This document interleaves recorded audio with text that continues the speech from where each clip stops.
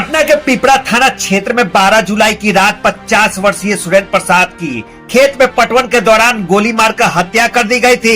इस मामले में गिरफ्तार मुख्य आरोपी रतन कुमार ने खुलासा किया कि उसे हत्या के लिए 2 लाख रुपए की सुपारी मिली थी। शुरुआती जांच में हत्या की वजह स्थानीय राजनीतिक दुश्मनी बताई जा रही है।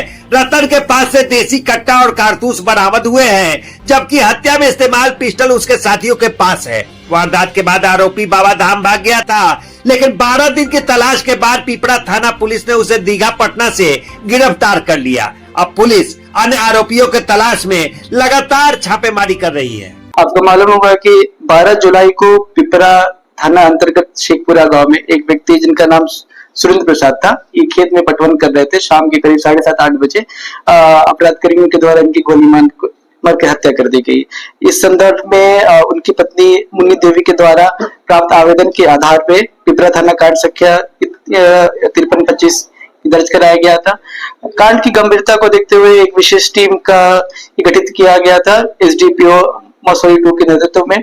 इसमें हर पहलू के अनुसंधान करते हुए इस कांड का उद्भेदन किया गया और इसमें जो मुख्य अभियुक्त निकल कर आया, जिसने उस व्यक्ति को गोली मारी थी, जिसका नाम रतन कुमार पिता जीतू पासवान, इसे कल गिरफ्तार कर लिया गया। इसने अपने स्वीकृति बयान में स्वीकार भी किया है कि इसने अपराध किया है। इसके निशानदेही पे एक कट्टा और एक जिंदा कारतूस भी बरामद हुआ है और इसके कथन अनुसार ही ये हथियार और इसके साथ साथ एक पिस्टल भी घटना में इस्तेमाल हुआ था और भी इसके कुछ सहयोगी थे इस घटना में, जिसके बारे में अभी अनुसंधान चल रहा है। कुछ और नाम निकल कर आ रहे हैं, उनकी गिरफ्तारी के लिए भी हम रेड छापेमारी कर रहे हैं।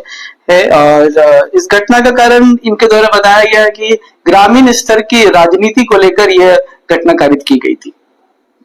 स्टेटमेंट के अनुसार इसे 2 लाख रुपए की फिरौती ऑफर की गई थी, ये परंतु इसे बहुत कम रुपए अभी एडवांस के रूप में मिले थे। बाकी पैसे इसे मिलते इसके पहले ही पुलिस की गिरफ्त में आ गया।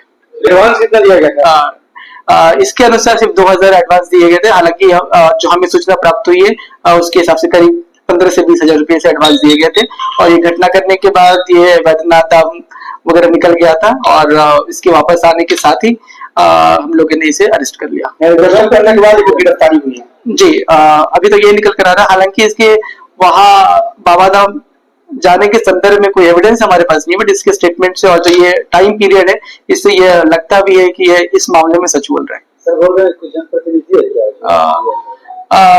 अभी तक किसी जनप्रतिनिधि का डायरेक्ट रूप से तो नाम नहीं आया है। हालांकि विलेज लेवल के ग्रामीण स्तर के राजनीति को लेकर ये घटना कारित हुई है, यह स्पष्ट है। ये पहले भी